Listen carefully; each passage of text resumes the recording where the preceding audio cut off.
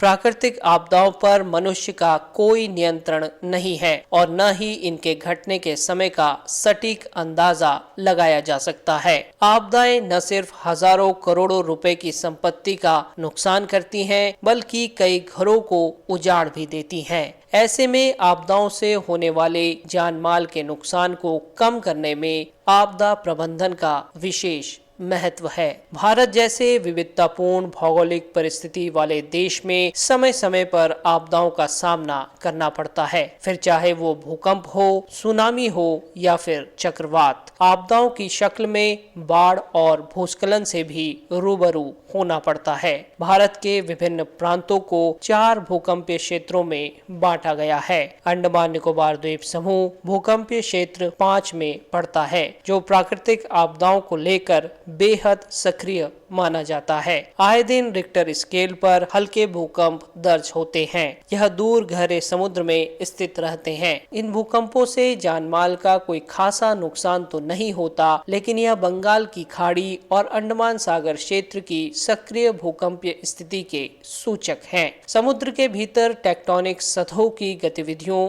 और घर्षण भी भूकंप के कारण बनते हैं। इंडोनेशिया सहित दक्षिण पूर्वी एशियाई भूभाग भी भूकंपीय दृष्टि से संवेदनशील माना जाता है। द्वीप समूह के इस क्षेत्र से निकटता होने के चलते आपदा का प्रभाव अंडमान तक पहुंच सकता है। वर्ष 2004 में आई सुनामी इसका भयावह उदाहरण है। आपदा का सामना करने के लिए पहले से पूर्व नियोजित तैयारियां करनी पड़ती हैं और समय समय पर इनकी जांच करना भी अत्यंत आवश्यक है। राज्यों को आपदा के समय मदद पहुंचाने, बेहतर समन्वय स्थापित करने तथा खोज एवं बचाव अभियान चलाने के लिए 2005 में राष्ट्रीय आपदा प्रबंधन प्राधिकरण का गठन किया गया। एनडीआरएफ की टुकड़ियां राहत और बचाव कार्यों में सदैव तत्पर नजर आती हैं। द्वीप समूह में 9 फरवरी को राज्य स्तरीय आपदा प्रबंधन अभ्यास तत्पर 23 को अंजाम दिया गया। विभिन्न एजेंसियों और हितधारकों के साथ मिलकर अभ्यास के दौरान भूकंप के बाद सुनामी से पैदा होने वाली स्थितियों से निपटने और राहत एवं बचाव कार्यों का निदर्शन किया गया।